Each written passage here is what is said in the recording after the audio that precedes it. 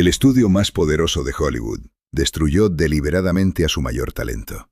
Y lo hizo con tanto cuidado y tanta precisión que el mundo tardó décadas en darse cuenta de lo que había pasado delante de sus ojos. Hay tragedias que ocurren en silencio, lejos de toda mirada. Y luego está la historia de Judy Garland, que ocurrió exactamente al revés, bajo los focos más brillantes del mundo, frente a millones de personas que aplaudían sin saber que estaban aplaudiendo el derrumbe de alguien. Hoy en este episodio no vamos a hablar de otra estrella que cayó. Vamos a hablar de algo mucho más oscuro que eso. Vamos a hablar de cómo una industria entera construyó a una persona desde cero, la convirtió en el símbolo más reconocible de su época, y luego tomó esa misma persona y la consumió desde adentro, con una frialdad y una eficiencia que resultan difíciles de comprender incluso hoy. Y lo más perturbador de todo es que Judy Garland lo sabía. Lo supo durante años, y nadie, absolutamente nadie de los que estaban a su alrededor, hizo nada para detenerlo. Cuando Judy Garland estaba en la cima, el mundo que la rodeaba era de una opulencia que resultaba casi irreal. El estudio había invertido en construir su imagen una cantidad equivalente a cerca de 198 millones de dólares en términos actuales. No es una exageración. Es el número real, documentado, que MGM destinó a fabricar a la mujer que el público veía en la pantalla. Y el retorno de esa inversión había sido, para usar la palabra exacta, astronómico. Cada película que protagonizaba llenaba salas en todo el país. Cada aparición pública generaba titulares. Cada canción que grababa se convertía en algo que la gente cantaba en sus casas, en sus coches, en sus cocinas, como si esa voz formara parte de su propia vida. Por fuera, su existencia parecía el sueño que todos querían tener. Vivía en una mansión en Bel Air que sus vecinos describían como una de las más impresionantes del barrio.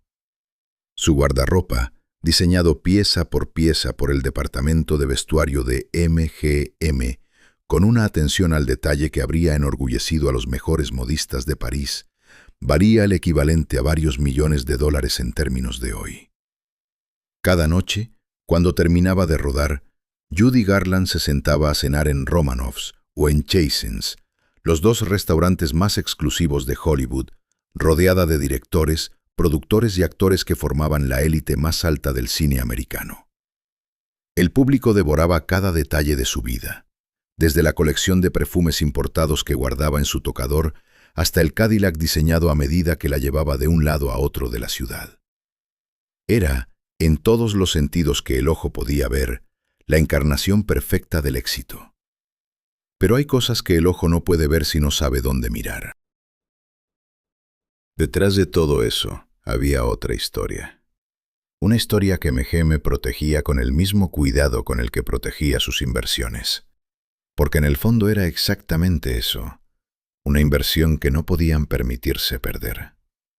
Y esa historia no era glamorosa, no era brillante. Era la historia de una mujer que desde los 13 años había vivido dentro de un sistema diseñado para extraer de ella todo lo que tenía, sin importar el costo, sin importar las consecuencias, sin importar lo que le pasara a ella, cuando el sistema ya no la necesitara más. Esa mujer es el tema de este episodio, y su historia no empieza en Hollywood, empieza mucho antes, en un lugar completamente distinto, en una pequeña casa de madera en el corazón del medio oeste americano, donde una niña llamada Frances Ethelgam cantó su primera canción delante de un público que no estaba preparado para lo que estaba a punto de escuchar. Pero para llegar hasta ahí, primero necesitamos entender la magnitud de lo que el mundo veía. Porque la distancia entre lo que el público creía y lo que realmente estaba ocurriendo es tan grande, tan absoluta, que entenderla es lo único que permite comprender cómo fue posible que todo esto pasara durante tanto tiempo sin que nadie lo detuviera. Cuando piensas en Judy Garland, en el punto más alto de su carrera, piensas en una mujer que lo tenía todo. Y tenías razón en pensarlo. Porque todo estaba ahí, visible, documentado, fotografiado. Las mansiones, los contratos, los premios, las ovaciones. La voz que hacía que las salas de cine enteras se quedaran en silencio absoluto. Esa capacidad única, casi imposible de explicar con palabras, de tomar una melodía y convertirla en algo que te tocaba en un lugar tan profundo que no sabías bien qué hacer con lo que sentías. Lo que nadie te contaba era que esa misma voz, ese mismo don extraordinario, era exactamente la razón por la que el sistema nunca iba a dejarla ir. Porque cuando algo vale tanto dinero, cuando algo genera esa clase de retorno sobre la inversión, deja de ser una persona. Se convierte en un activo. Y los activos no tienen necesidades propias. Los activos no se cansan. Los activos no sufren. Los activos producen. Esa es la historia que estamos aquí para contar hoy. No la historia de la estrella que todos conocían, sino la historia de la persona que había debajo, la que pocos vieron y la que casi nadie protegió. Una historia que empieza con una niña de 2 años de pie sobre el escenario de un cine modesto en Minnesota y que termina en algunas de las direcciones más prestigiosas y más dolorosas de toda la historia de Hollywood. Amigos, si esta historia les está generando algo ya desde estas primeras palabras, suscríbanse al canal y dejen su like. Es lo que nos permite seguir contando estas historias con el nivel de detalle y dedicación que merecen. Y lo que viene a continuación lo va a necesitar. Imaginemos una tarde de verano en el plató más costoso que el estudio de Metro-Goldwyn-Mayer había construido en toda su historia hasta ese momento. Cientos de extras vestidos con trajes de época. Decorados que recreaban una ciudad americana de principios del siglo XX con una fidelidad y un detalle que dejaban sin palabras a todo el que los veía por primera vez. El presupuesto de esos sets, solo de esos sets, equivalía en términos actuales a más de $70 millones. $70 millones en madera pintada, tela, escayola y luz artificial, todo construido para crear la ilusión de un mundo que nunca había existido. Y en el centro de todo ese mundo fabricado, preparándose para rodar una de las secuencias musicales más celebradas del cine americano, estaba Judy Garland. Tenía poco más de 20 años. Cobraba por película el equivalente a cerca de $2,5 millones en términos de hoy. Era sin ninguna duda posible la estrella femenina más rentable del estudio más poderoso de Hollywood. Y ese día, en ese plató inmenso y sofocante, lo sabía. Todos lo sabían. La cámara lo sabía. El director lo sabía. Cada uno de los cientos de extras que la rodeaban lo sabía. Había algo en ella que no existía en nadie más, algo que no se podía enseñar ni fabricar.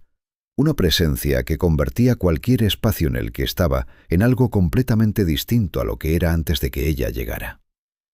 Lo que nadie de los que estaban en ese plató te diría, sin embargo, es lo que había pasado esa misma mañana antes de que empezaran a rodar. O la noche anterior. O la semana antes. O el mes antes. Porque la mujer que se presentaba en ese escenario con esa sonrisa y esa voz no era el resultado de una vida fácil ni de una industria que cuidaba a sus talentos. Era el resultado de un sistema que llevaba años extrayendo de ella todo lo que tenía, de lunes a domingo, a un costo que ningún número en ningún contrato se molestaba en calcular. Los números que MGM sí calculaba eran otros.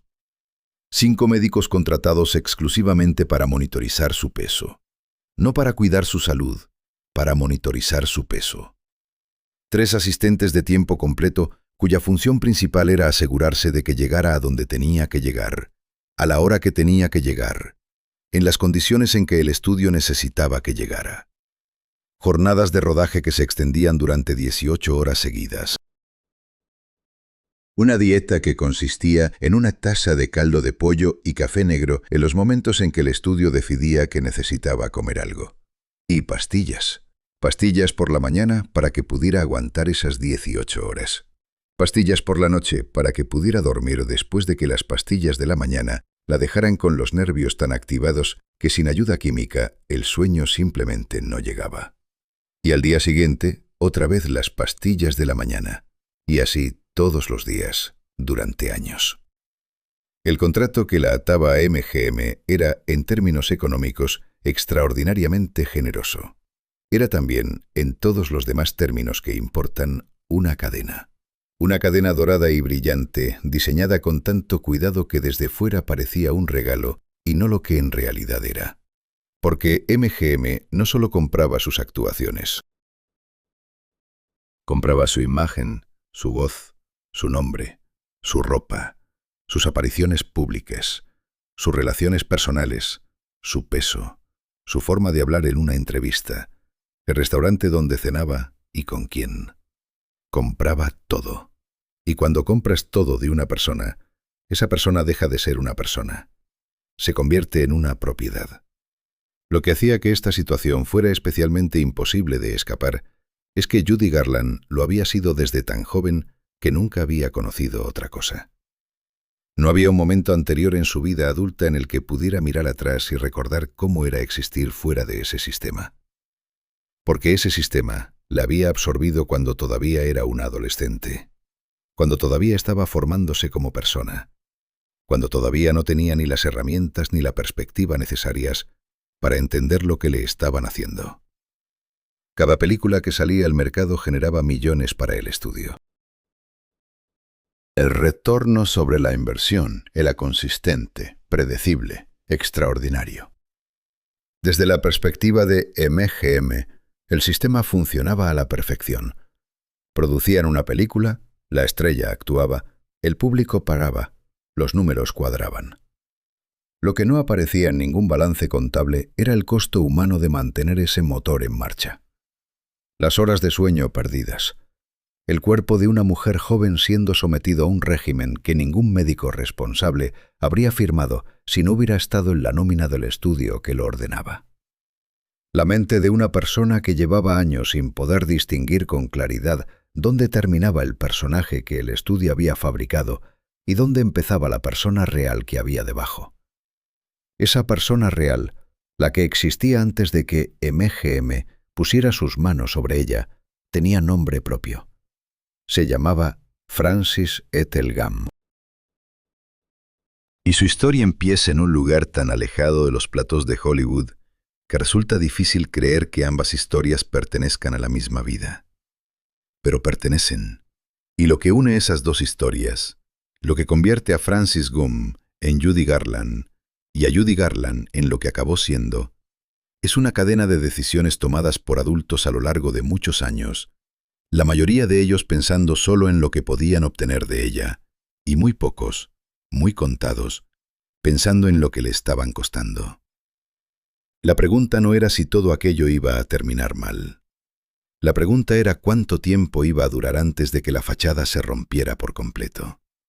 Y eso, precisamente eso, es lo que vamos a descubrir juntos a lo largo de este episodio. La primera vez que Francis Ethel Gum cantó delante de un público tenía 2 años, y lo que ocurrió en esa sala pequeña y fría en el corazón de Minnesota aquella noche de invierno fue tan extraordinario que la gente que lo presenció nunca olvidó haberlo visto. No lo decimos como una metáfora, ni como una exageración para hacer el relato más interesante. Lo decimos porque es exactamente lo que pasó, y porque ese momento, ese instante preciso en que una niña que apenas sabía caminar abrió la boca y emitió algo que no debería haber podido salir de un ser tan pequeño, fue tanto el principio de todo lo brillante como el principio de todo lo oscuro que vendría después. El cine era modesto. Las butacas estaban desgastadas y el suelo crujía en los mismos sitios de siempre. Era el tipo de lugar que existe en miles de pueblos pequeños de América, ese espacio donde la gente de un lugar sin demasiadas distracciones va a escapar por un rato de sus propias vidas. Frank Gum, el padre de Francis, era el dueño y el alma de ese teatro. Un hombre tranquilo, de esos que entienden el espectáculo más como una forma de dar algo a la comunidad que como un negocio para hacerse rico. Aquella noche, entre proyección y proyección de las películas del programa, los 3 hijos de Frank y Ethel Gum subieron al escenario a actuar como era costumbre en la familia. Mary Jane y Dorothy Virginia, las 2 hermanas mayores, cantaron sus canciones y recibieron sus aplausos. Y luego subió la pequeña Francis. El público en esa sala llevaba un buen rato inquieto. Así suelen estar los públicos de los pueblos pequeños en las noches de invierno, con los abrigos todavía puestos y la mente a medias en otra cosa. Pero en el segundo en que esa niña de 2 años abrió la boca, algo cambió en el aire de la sala. No de forma gradual, de forma inmediata, brusca. Como cuando enciendes una luz en una habitación oscura. El ruido se fue, el movimiento se fue, y lo que quedó fue un silencio de esos que solo ocurren cuando algo completamente fuera de lo normal le pasa por delante a la gente sin previo aviso. Lo que salía de esa niña no era la voz de una niña. Era algo que los adultos presentes en esa sala reconocían instintivamente, aunque no hubieran podido ponerle nombre. Una profundidad que no existía en ningún otro niño que hubieran visto actuar. Una capacidad de transmitir emoción que normalmente tarda décadas de vida y experiencia en desarrollarse, y que en Francis Gumm simplemente estaba ahí, sin explicación, sin esfuerzo aparente, como si hubiera llegado al mundo con algo que el resto de las personas tarda toda una vida en aprender o nunca aprende. Los presentes aplaudieron. Algunos lloraron. Y Frank Gumm, de pie en el lateral del escenario mirando a su hija pequeña, supo en ese instante 2 cosas al mismo tiempo. Supo que lo que acababa de ver era algo extraordinario. Y supo, aunque quizás no en palabras tan claras, que ese don que tenía su hija era demasiado grande para que el mundo lo dejara estar en paz. Lo que Frank no pudo saber aquella noche era hasta qué punto esa segunda intuición era cierta. Porque lo que comenzó esa noche como un momento de asombro puro, de ese tipo que uno lleva consigo toda la vida como un regalo, se convertiría con el tiempo en la llave que abriría la puerta a un sistema capaz de consumir a una persona entera. Pero eso estaba todavía muy lejos. Por ahora, Francis Ethel Gumm era simplemente una niña de 2 años que había dejado a un pueblo pequeño de Minnesota sin palabras. Y ese pueblo y esa familia tenían planes para ella. La casa donde creció Francis en esos primeros años era el tipo de casa que te dice todo lo que necesitas saber sobre la vida de una familia, sin que nadie tenga que abrirte la boca. 2 plantas, porche cubierto en la entrada, ventanas simétricas que miraban hacia una calle tranquila a 2 manzanas del río. Madera pintada de blanco que en verano brillaba y en invierno se hundía bajo la nieve como el resto del mundo alrededor. Por dentro, suelos de madera oscura, una escalera con pasamanos tallados, el dormitorio de las niñas con papel de flores en las paredes y una cama pequeña donde Francis dormía con la misma ropa de todos los días, cuando el cansancio llegaba antes de que nadie tuviera tiempo de prepararla para acostarse. No era pobreza. Era esa clase de existencia honesta y sin adornos de las familias que trabajan duro para mantenerse a flote y que no tienen margen para nada que no sea necesario. Hoy esa casa es un museo. Los historiadores han restaurado cada detalle con una dedicación que resulta casi emotiva. El papel de pared original del dormitorio infantil, el tocador de madera con el espejo pequeño que se empañaba en los meses de frío, la bañera de patas de garra en el baño del primer piso, el escritorio de roble en el pequeño estudio del padre, donde Frank revisaba los contratos de reserva del teatro y hacía los números para llegar a fin de mes. Visitarla hoy es una experiencia extraña, porque entras en ese espacio y te resulta imposible no pensar en la distancia que existe entre esas paredes modestas y las mansiones diseñadas por los arquitectos más célebres de Hollywood, en las que esa misma niña viviría décadas después. La misma persona. 2 mundos tan distintos que parecen de historias diferentes. Pero son la misma historia. Y entender esa casa, entender ese origen, es la única manera de entender verdaderamente todo lo que vino después. Porque Francis Gumm no llegó a Hollywood siendo una hoja en blanco. Llegó siendo una persona que ya había sido moldeada, ya había sido empujada, ya había aprendido que su valor para los demás dependía de lo que podía hacer cuando se subía a un escenario. Y aprendió esa lección mucho antes de lo que cualquier niño debería aprenderla. Lo aprendió en gran parte en esa casa. Y en gran parte gracias a la persona que más la amaba en el mundo, que también era la persona que, sin querer saberlo, o sin querer reconocerlo, más daño le haría a lo largo de su vida. Hay algo que resulta especialmente difícil de entender cuando miras la historia de la familia Gumm desde fuera, y es lo siguiente. La mujer que estaba detrás de todo, la que tomó las decisiones que definieron el rumbo de la vida de Francis desde que ésta era prácticamente un bebé, era también la persona que más quería a esa niña en el mundo. Ethel Gumm no era una villana de película. No había crueldad consciente en lo que hacía. Había algo mucho más complicado que eso, algo que en ciertos aspectos resulta incluso más difícil de aceptar que la maldad directa. Había una ambición tan profunda, tan mezclada con el amor que sentía por su hija, que Ethel era genuinamente incapaz de ver dónde terminaba una cosa y dónde empezaba la otra.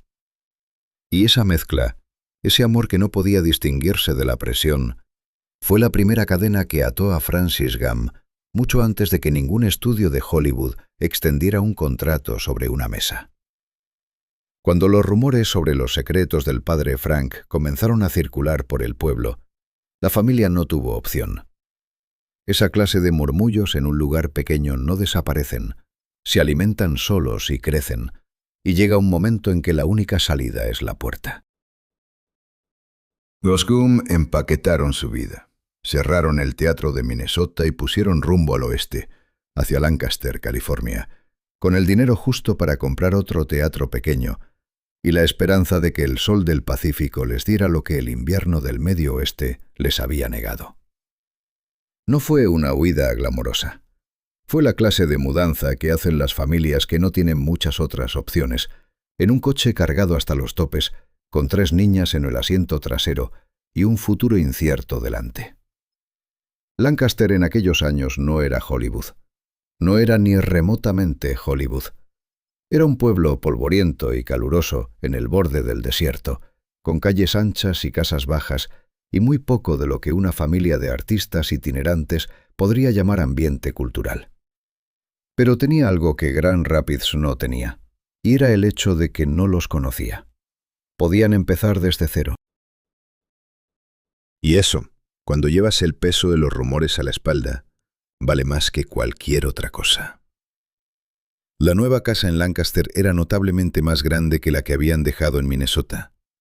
Tenía 7 dormitorios, influencias del estilo colonial español que dominaba la arquitectura de California en esa época, paredes de estuco, tejas de terracota en el tejado, arcos en los vanos de las puertas interiores. Frank convirtió el sótano en sala de ensayos. Un escenario pequeño, espejos en las paredes, tratamiento acústico básico hecho con lo que había a mano. Un espacio donde sus hijas pudieran practicar durante horas sin molestar a los vecinos. En el jardín había árboles frutales y espacio abierto, y Francis pasaba ahí las tardes ensayando pasos de baile con el suelo de tierra como única superficie disponible. La cocina tenía luz abundante y olía a las recetas que Ethel preparaba entre ensayo y ensayo, porque Ethel hacía todo al mismo tiempo. Cocinaba y planeaba y cosía y calculaba y soñaba con el futuro de su hija menor. Ese futuro que en su cabeza ya tenía una forma muy específica. El teatro del padre estaba a poca distancia de la casa. Esa proximidad no era accidental. Para los Gumm, la línea entre el hogar y el trabajo nunca existió realmente. Era todo lo mismo. Y Francis creció en ese mundo sin fronteras, donde la vida doméstica y la vida profesional se mezclaban hasta que resultaba imposible separar una de la otra. Eso tenía consecuencias que nadie en la familia se detenía a analizar porque nadie tenía el tiempo ni la perspectiva para hacerlo. Eran una familia que sobrevivía haciendo lo que sabía hacer, y lo que sabía hacer era actuar. Fue en Lancaster donde el talento de Francis empezó a generar algo que nunca había generado en el pueblo de Minnesota. Gente que venía específicamente a verla a ella, no a las 3 hermanas, a ella. A esa niña que se subía a una caja de madera para que la alcanzara el micrófono y que llenaba la sala con una voz que no debería haber cabido en un cuerpo tan pequeño. La noticia se corría sola, como se corren solas las noticias sobre las cosas verdaderamente extraordinarias. Y Ethel lo veía todo. Y en la cabeza de Ethel, Cada persona que llegaba al teatro por Francis era una confirmación de lo que ella ya sabía desde el principio, que su hija tenía algo que el mundo iba a querer, y que su trabajo como madre era asegurarse de que ese algo llegara al lugar más grande posible. Clases de voz por las mañanas, clases de baile por las tardes, ensayos por las noches. El cuerpo de Francis, que era el cuerpo de una niña normal, que necesitaba dormir y jugar y no hacer nada durante ratos largos, era sometido a un ritmo que habría agotado a un adulto. Y cuando el agotamiento llegaba, y la pequeña Francis lloraba o se quejaba o simplemente no podía más, la respuesta de Ethel era siempre la misma, dicha con esa mezcla de firmeza y afecto que hacía imposible saber si era una orden o una declaración de amor. El espectáculo debe continuar. Pero el error más grande que cometió Ethel Gum, el que ningún amor posterior pudo deshacer, no fue el exceso de ensayos. Fue algo que ocurrió cuando Francis tenía 10 años, en una tarde cualquiera, en una farmacia del pueblo donde el farmacéutico conocía a la familia y nunca hacía preguntas incómodas. Ethel salió de ahí con unas pastillas estimulantes que empezó a darle a su hija antes de los ensayos más largos y de las actuaciones más exigentes. La lógica era simple. Francis necesitaba energía. Las pastillas daban energía. Problema resuelto. Lo que Ethel no entendía o no quería entender es que no existe esa clase de solución simple. Que todo lo que le das a un cuerpo que no está preparado para recibirlo deja una huella que no se borra. Y que lo que ella puso en el cuerpo de su hija de 10 años aquella tarde fue el inicio de algo que perseguiría a Francis Ethel Gum durante el resto de su vida, independientemente de cuánto dinero ganara, de cuántas salas llenara, de cuántas veces el mundo entero la aplaudiera de pie. El escenario había sido desde el principio el único hogar real que Francis conocía. Y ahora, sin que ella pudiera saberlo ni elegirlo, ese escenario empezaba a costarle algo que ninguna cantidad de aplausos podría devolver jamás. El hombre más poderoso del cine americano conoció a Francis Gum cuando ella tenía 13 años, y lo primero que hizo después de escucharla cantar fue ofrecerle el contrato que cambiaría su vida para siempre. Lo segundo que hizo fue cerrar la puerta de su despacho y llamarla, en privado, su pequeña jorobada. Esas dos cosas ocurrieron el mismo día, y juntas dicen todo lo que necesitas saber sobre lo que estaba a punto de comenzar.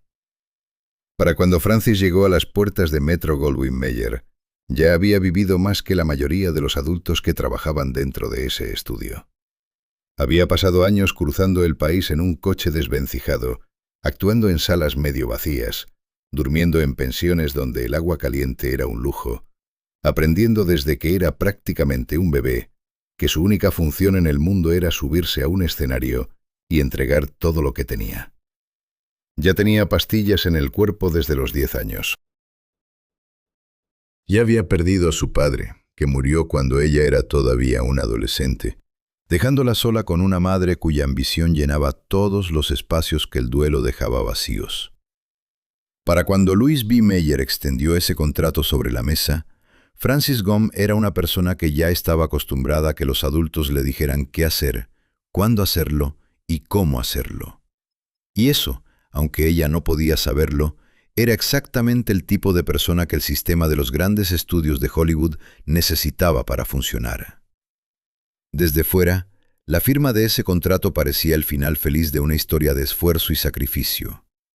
La familia que lo había apostado todo al talento de la hija pequeña recibía al fin la recompensa que merecía. Ethel Gum lo había soñado durante años. Lo había planeado con la precisión de alguien que no puede permitirse el lujo de equivocarse, y ahora estaba ocurriendo de verdad. El estudio más grande de Hollywood quería a su hija. El nombre con el que la conocería el mundo, Judy Garland, ya estaba decidido. La carrera estaba a punto de comenzar, y la trampa estaba a punto de cerrarse. Porque eso era lo que nadie en la familia Gum entendía del todo en ese momento, que un contrato con MGM no era un acuerdo entre partes iguales. Era una transferencia de propiedad. A partir de ese día, Judy Garland no pertenecería a sí misma. Pertenecería al estudio. Y el estudio haría con ella exactamente lo que hace cualquier empresa con sus activos más valiosos: extraer el máximo rendimiento posible durante el mayor tiempo posible, al menor costo posible. Que ese activo fuera un ser humano era un detalle que los balances contables de MGM no estaban diseñados para registrar. Meyer en público era la figura paternal que Hollywood necesitaba ver. Hablaba de sus estrellas con el tono protector de alguien que cuida algo precioso. Organizaba las narrativas de sus actores con la misma meticulosidad con la que un jardinero poda un rosal, quitando todo lo que no servía, dirigiendo el crecimiento en la dirección exacta que convenía al conjunto. Y con Judy Garland, esa narrativa estaba clarísima desde el primer día. Sería la encarnación de la inocencia americana, la chica de al lado con una voz de otro mundo, el símbolo de todo lo que el público quería creer que podía existir en el corazón de su país. Lo que Meyer decía en privado era otra cosa completamente distinta. Las palabras con las que se refería a ella cuando no había cámaras ni periodistas, ni nadie cuya opinión le importara, eran las palabras de alguien que no veía a una persona. Veía un cuerpo que necesitaba ajustes, una voz que necesitaba ser empaquetada correctamente para maximizar su valor de mercado. Y ese cuerpo, ese instrumento que el estudio había comprado junto con el nombre y el contrato, no era del todo lo que el mercado pedía. Así que empezaron los ajustes, metódicos, continuos, completamente ignorantes de lo que le estaban haciendo a la persona que había dentro. Lo que Judy vivió durante sus primeros años en MGM fue la continuación natural de todo lo que ya había aprendido de su madre, solo que multiplicado por 10 y gestionado por un sistema con los recursos y la determinación de una industria entera detrás. El escenario seguía siendo el centro de todo. La actuación seguía siendo la razón de existir. Y la necesidad de complacer, de rendir, de no decepcionar a los que habían invertido en ella, seguía siendo la fuerza que movía cada decisión de su vida. La diferencia era que ahora esa fuerza no venía de una madre que cosía disfraces a la luz de una vela. Venía de un sistema con abogados, médicos contratados, asistentes de tiempo completo y la capacidad de destruir una carrera con una sola decisión administrativa. Judy Garland tenía 13 años y ya no tenía ningún espacio en su vida que no perteneciera a alguien más. Nadie que viera a Judy Garland en pantalla durante esos primeros años en MGM habría podido imaginar lo que ocurría entre rodaje y rodaje, porque lo que ocurría era tan sistemático y tan calculado que resulta difícil de procesar incluso con la perspectiva que da el tiempo. El estudio no improvisaba. El estudio tenía un protocolo, y ese protocolo se aplicaba a Judy Garland con la misma eficiencia con la que se aplicaba a los decorados, a los trajes, a los guiones, a todo lo demás que formaba parte de la maquinaria de producción de Metro-Goldwyn-Mayer. El protocolo empezaba con las pastillas. No con las mismas pastillas que Ethel le había dado cuando tenía 10 años, sino con algo más fuerte, más controlado, más eficiente para los propósitos del estudio. Estimulantes por la mañana para aguantar las jornadas de rodaje que comenzaban antes del amanecer y no terminaban hasta bien entrada la noche. Somníferos por la noche para combatir el insomnio que los estimulantes de la mañana generaban inevitablemente. Y a la mañana siguiente, los estimulantes otra vez. Era un ciclo que los médicos del estudio conocían perfectamente, que administraban con regularidad y del que nadie, en ningún momento, informó a Judy con honestidad sobre lo que le estaba haciendo a su cuerpo. Porque informarla habría sido complicar el sistema, y el sistema no podía complicarse. A eso se sumaba el control sobre lo que comía, no como una recomendación ni como un consejo de salud, como una política de empresa. El estudio había decidido qué aspecto debía tener Judy Garland, y el cuerpo de Judy Garland tenía que ajustarse a esa decisión independientemente de lo que ese cuerpo pidiera o necesitara. En el set, mientras los demás actores almorzaban como personas, a Judy le servían una taza de caldo y café negro. Si en algún momento era sorprendida comiendo algo que no estaba autorizado, la reprimenda era inmediata, no discreta, inmediata y pública, como se corrige a alguien que ha hecho algo inaceptable. Años después, Judy hablaría de esas comidas robadas con una mezcla de vergüenza y rabia que te dice más sobre lo que le hicieron que cualquier documentación médica. Porque lo que el estudio consiguió no fue solo controlar lo que comía. Consiguió que ella interiorizara ese control como si fuera una falla propia, como si el problema fuera su apetito y no el sistema que lo criminalizaba. 5 médicos en nómina de MGM, cuya función principal era monitorizar su peso. No su salud, su peso. La diferencia entre esas dos cosas es exactamente la diferencia entre cuidar a una persona y mantener un activo en condiciones de uso. 3 asistentes de tiempo completo que gestionaban su agenda con la precisión de un reloj industrial, porque el tiempo de Judy Garland era tiempo del estudio, y el tiempo del estudio tenía un precio exacto que no podía desperdiciarse. Jornadas que se extendían durante 18 horas seguidas, porque las películas tenían fechas de entrega, y las fechas de entrega no esperaban a que una actriz adolescente se recuperara del agotamiento de la semana anterior. Y por encima de todo eso, por encima de las pastillas y las dietas y los médicos y los asistentes, estaba algo más sutil y más dañino que cualquiera de esas cosas por separado. Estaba la construcción constante y deliberada de una inseguridad que Judy jamás habría desarrollado por sí sola. Porque Meyer entendía algo que los mejores manipuladores siempre entienden, y es que la persona más fácil de controlar es la que cree que sin ti no vale nada. Así que mientras el estudio construía la imagen pública de Judy Garland como la joven más adorable y talentosa del cine americano, en privado se encargaba de recordarle regularmente que su cuerpo no era suficientemente bueno, que su disciplina dejaba que desear, que había otras chicas esperando para ocupar su lugar si ella no estaba a la altura. Comparaciones con otras actrices del estudio que tenían el físico que ella no tenía. Críticas sobre aspectos de su apariencia que se repetían con tanta frecuencia que dejaban de ser comentarios y se convertían en convicciones.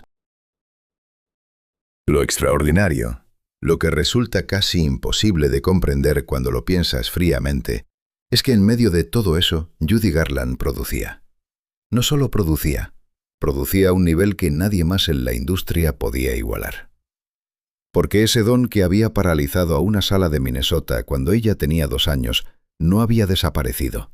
Seguía ahí, intacto, quizás incluso más profundo e intenso por todo el dolor que lo alimentaba. Y cada vez que se ponía delante de una cámara, cada vez que abría la boca, el mundo que la veía entendía perfectamente por qué el estudio más poderoso de Hollywood había invertido tanto en ella. Lo que el mundo no entendía era el precio real de esas actuaciones, el precio que nadie contabilizaba en los balances de MGM, porque nadie en MGM quería verlo escrito en ningún papel. El precio que Judy Garland pagaba sola, noche tras noche, en una mansión diseñada para parecer el hogar perfecto de la estrella perfecta, mientras el cuerpo y la mente de una persona que había empezado a tomar pastillas con 10 años seguían acumulando una deuda que algún día alguien tendría que pagar. Y la única persona que pagaría esa deuda, como era evidente desde el principio para todo aquel que quisiera verlo, sería ella. En el año en que Judy Garland se convirtió en el personaje más amado del cine americano, el estudio le administraba pastillas antes de cada jornada de rodaje y la pesaba cada semana como si fuera mercancía. Esas dos cosas ocurrían al mismo tiempo. Y esa contradicción, esa distancia brutal entre lo que el mundo veía en la pantalla y lo que pasaba fuera de ella, define con una precisión que ninguna otra imagen puede igualar lo que fue la experiencia real de ser Judy Garland en el momento exacto en que todo el planeta empezaba a enamorarse de ella. El personaje de Dorothy no fue un accidente. Fue una decisión calculada de un estudio que había pasado años construyendo la imagen de una joven con una inocencia tan genuina que resultaba casi imposible de fabricar, y que sin embargo había sido fabricada con una meticulosidad absoluta desde el primer día. Cuando el papel llegó a manos de Judy, el estudio ya sabía lo que tenía. Sabía que esa voz, esa capacidad de transmitir emoción con una naturalidad que los demás actores llevaban décadas intentando aprender, iba a hacer algo con ese material que nadie más podría hacer. Y tenían razón. Lo que Judy Garland entregó en esa producción fue algo que los críticos llevan décadas intentando describir con palabras sin conseguir hacerle justicia del todo. Porque no era solo talento técnico, era algo más hondo que eso. Era la clase de actuación que solo puede salir de alguien que ha vivido de verdad lo que está transmitiendo. Y Judy Garland, aunque el personaje fuera ficción, conocía desde dentro lo que se siente cuando el único lugar donde quieres estar es en casa y ningún sitio en el mundo te parece suficientemente tuyo. La canción que cantó en esa película se convirtió en algo que trasciende el cine, en algo que trasciende incluso la música. Hay melodías que la gente canta cuando está sola en la cocina o cuando necesita que el mundo tenga sentido por un momento. Y esa fue una de ellas desde el primer instante en que Judy la grabó. Millones de personas en todo el mundo encontraron en esa voz algo que no sabían que estaban buscando. Una promesa de que había algo mejor al otro lado de lo que estás viviendo ahora. Que el esfuerzo tiene recompensa. Que los sueños, si los sostienes con suficiente fuerza, eventualmente se materializan. La ironía de todo esto resulta casi imposible de digerir cuando conoces el resto de la historia. Porque la mujer que cantaba esa promesa de esperanza y de mundos mejores llegaba al estudio cada mañana después de una noche con somníferos, tomaba los estimulantes que le entregaba el médico del estudio antes de empezar a rodar, almorzaba sola con un cuenco de caldo, mientras el resto del equipo comía a su alrededor, y regresaba a su casa por la noche con la certeza, instalada profundamente por años de mensajes repetidos, de que su cuerpo no era suficientemente bueno, de que su disciplina era deficiente, de que sin el estudio que la controlaba, no era absolutamente nada. El éxito de esa película no alivió ninguna de esas cosas, las empeoró. Porque cuando algo genera la cantidad de dinero que generó ese estreno, el sistema que lo produce no relaja la presión, la multiplica. Judy Garland había demostrado que valía exactamente lo que el estudio había pagado por ella, y eso significaba que no podía parar. No podía descansar. No podía ser una persona con necesidades propias. Tenía que ser Dorothy otra vez y otra vez y otra vez, de formas distintas en películas distintas, con nombres distintos, pero con la misma función fundamental: llenar las salas, devolver la inversión, mantener el sistema funcionando. Y el sistema funcionó. Durante años, con una consistencia que los ejecutivos de MGM presentaban con orgullo en cada reunión de accionistas, el sistema funcionó a la perfección. Las películas salían, el público pagaba, los números cuadraban. Y Judy Garland seguía ahí, en el centro de todo, entregando actuación tras actuación, con una generosidad artística que contrastaba de manera obscena con el trato que recibía a cambio. Lo que nadie en esas reuniones de accionistas mencionaba era lo que estaba pasando dentro de la persona que hacía funcionar todo ese engranaje. Porque lo que estaba pasando dentro no era bueno, no era sostenible. Y las grietas, aunque el estudio hiciera todo lo posible por ocultarlas, empezaban a hacerse visibles. Hay un momento en la vida de una persona a la que llevan años sometiéndola a una presión constante, en el que el cuerpo y la mente simplemente dicen «basta». No como una decisión, no como una elección, sino como una rendición involuntaria. Como cuando un material que ha sido doblado demasiadas veces en la misma dirección llega al punto en que ya no puede doblarse más sin romperse. Para Judy Garland, ese momento no llegó de golpe. Llegó de forma gradual, acumulándose en silencio durante años, hasta que la suma de todo lo que el sistema le había hecho empezó a manifestarse de maneras que ya no podían esconderse detrás de una sonrisa bien iluminada y una canción perfectamente ejecutada. Las ausencias en el set empezaron a ser algo que los directores anotaban con más frecuencia. Las llegadas tarde.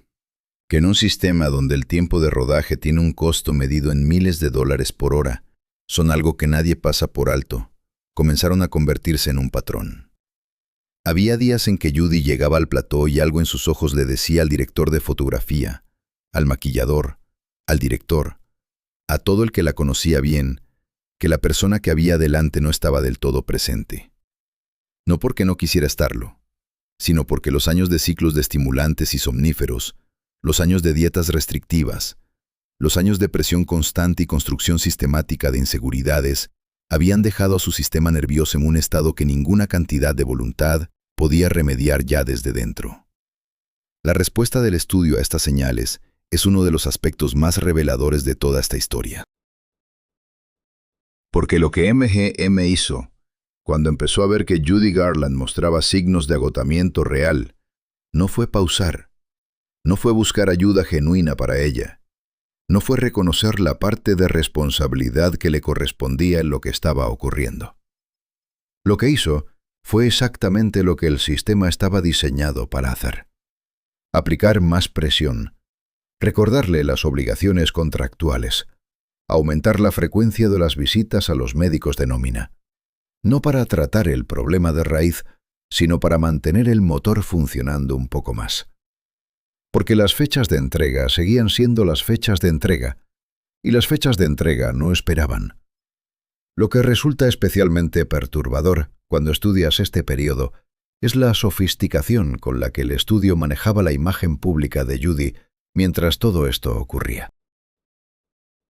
Porque al mismo tiempo que Judy luchaba en privado con el peso acumulado de todo lo que el sistema le había hecho, la maquinaria de relaciones públicas de MGM producía con regularidad historias sobre la vida perfecta de su estrella más brillante.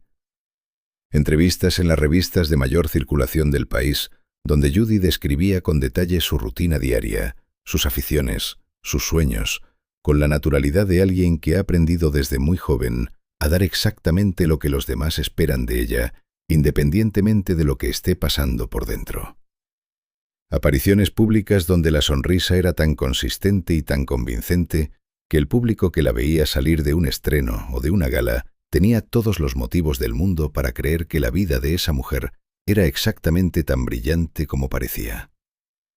Esa distancia entre la imagen y la realidad era, en sí misma, otro costo que Judy pagaba sola. Porque mantener esa fachada requería un esfuerzo que se sumaba a todo lo demás. Cada vez que sonreía para una cámara sintiéndose como se sentía, cada vez que respondía con entusiasmo calculado a una pregunta sobre sus próximos proyectos, cada vez que representaba para el mundo la versión de sí misma que el estudio había fabricado, gastaba algo que no podía recuperar fácilmente. La distancia entre quién eras y quién se suponía que debías ser, cuando se mantiene durante años, termina por hacer que ya no sepas bien cuál de las dos es la real. Y eso es quizás lo más oscuro de todo lo que le hizo el sistema a Judy Garland. No las pastillas, aunque las pastillas fueron devastadoras.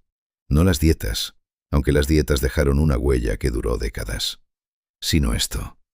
La erosión gradual y sistemática de su capacidad de saber quién era cuando nadie la estaba mirando.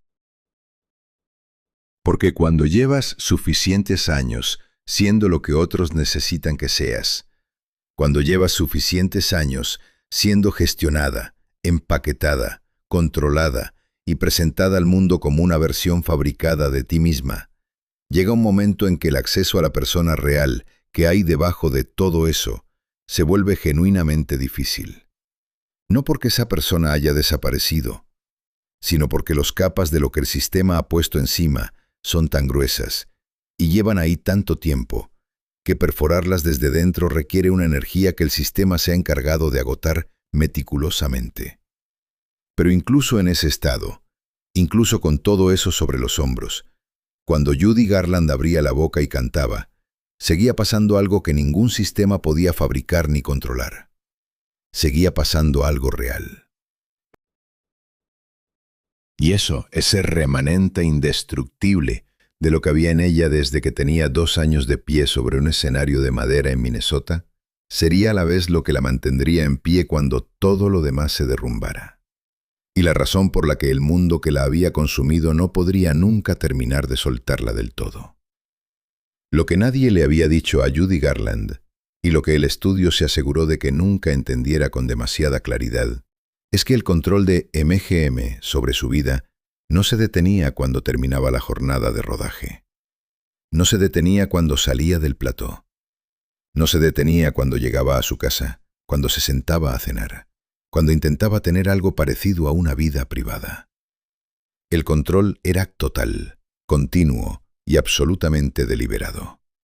Y una de las formas en que ese control se manifestaba con mayor crudeza era en algo que en teoría debería ser lo más libre del mundo: ¿a quién podía querer? MGM no solo compraba el trabajo de sus estrellas, compraba su imagen completa. Y la imagen que habían construido para Judy Garland, esa chica de al lado con una pureza tan natural que resultaba irresistible, era incompatible con ciertos tipos de relaciones, con ciertos tipos de personas, con ciertos tipos de historia personal que el Departamento de Relaciones Públicas del estudio no podía gestionar a su favor. Así que el estudio gestionaba eso también. Decidía qué relaciones eran aceptables, cuáles podían fotografiarse y presentarse a la prensa de manera que reforzaran la narrativa oficial, y cuáles tenían que desaparecer sin dejar rastro, con la eficiencia callada de alguien que sabe exactamente qué botones presionar para hacer que una persona joven e insegura haga lo que le piden. Judy Garland se casó por primera vez siendo todavía muy joven, con un compositor al que el estudio aprobó sin demasiada resistencia porque encajaba dentro de los límites de lo que su imagen podía tolerar. El matrimonio duró poco, no porque no hubiera sentimientos reales, sino porque construir algo auténtico cuando cada aspecto de tu existencia pública está gestionado por una tercera parte es una tarea que requiere una base de autonomía personal que Judy en ese momento simplemente no tenía. El estudio estaba en la habitación con ellos, de una manera u otra, siempre. Y lo mismo pasó con las relaciones que el estudio no aprobó.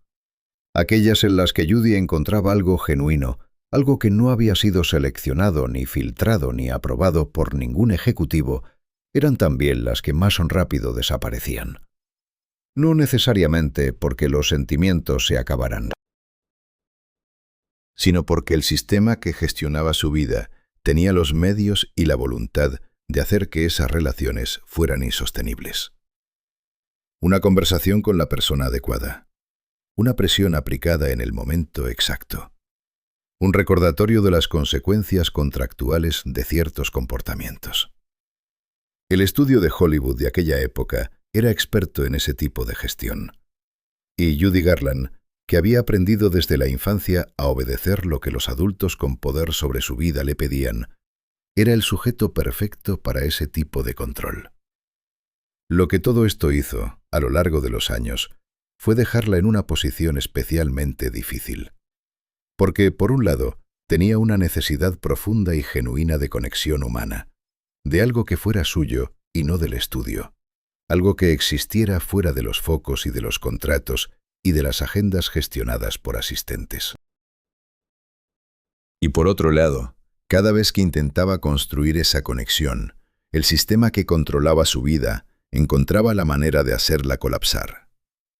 No siempre de forma violenta, a veces simplemente pesando sobre ella con toda la gravedad de lo que implicaba contradecirlo.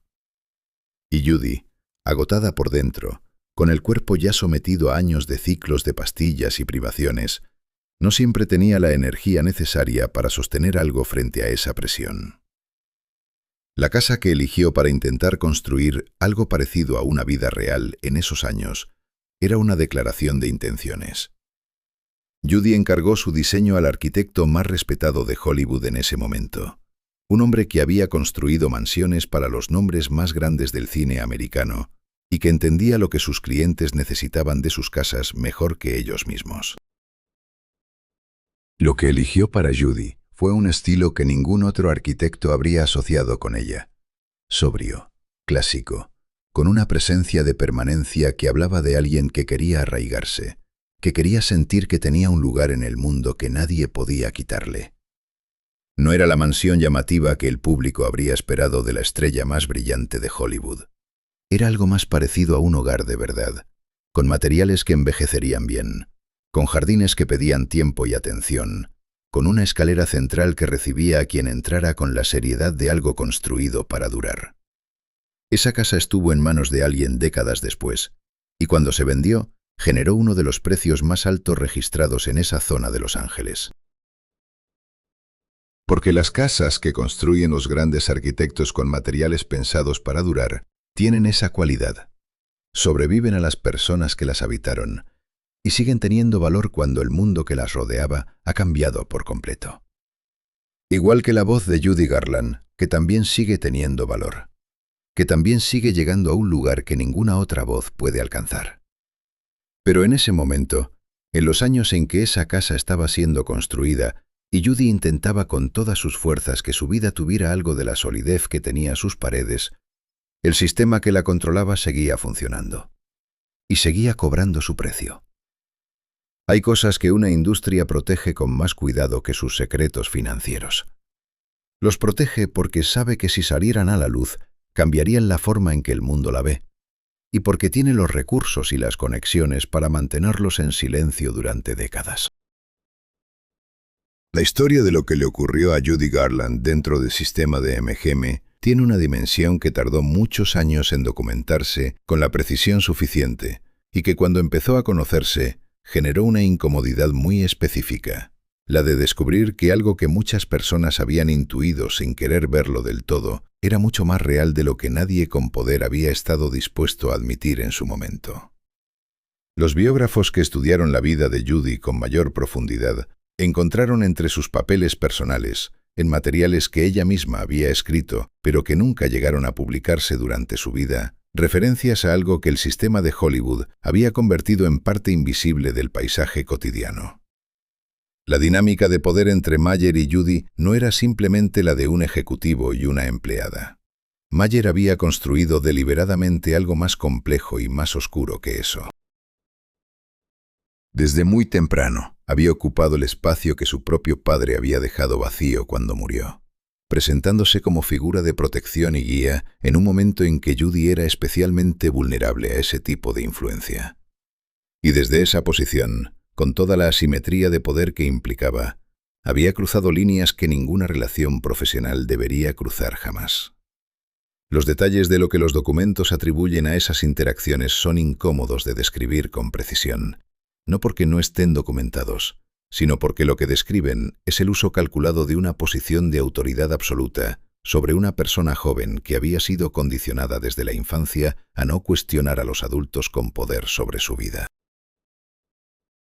Mayer habría aprovechado el acceso que su posición le daba a Judy en los espacios privados que el sistema del estudio hacía posibles para comportarse de maneras que los propios biógrafos describen como profundamente inapropiadas y dañinas. Todo ello envuelto en el lenguaje del afecto paternal, de la orientación artística, de la preocupación genuina por el desarrollo de su carrera. Y eso es lo que hace que este capítulo de la historia sea especialmente difícil de procesar. Porque no se trata de un episodio aislado. Se trata de algo que, según los testimonios y los materiales que los investigadores han podido documentar, formaba parte de una dinámica sostenida en el tiempo que se desarrollaba dentro de un sistema que lo hacía posible y que no tenía ningún mecanismo para proteger a las personas más vulnerables que operaban dentro de él. Judy no era la única joven artista que se encontraba en esa posición dentro de la industria del entretenimiento de aquella época. Era simplemente la más famosa, lo que significa que su historia es la que más probabilidades tenía de sobrevivir el tiempo suficiente para ser contada. El impacto de todo esto en Judy es algo que los especialistas han intentado rastrear en sus decisiones posteriores, en sus patrones relacionales, en la forma en que se relacionó con las figuras de autoridad a lo largo del resto de su vida. Lo que encuentran es un hilo que conecta la experiencia de una niña condicionada a obedecer por su madre con la experiencia de una adolescente condicionada a no resistir por el hombre más poderoso de Hollywood.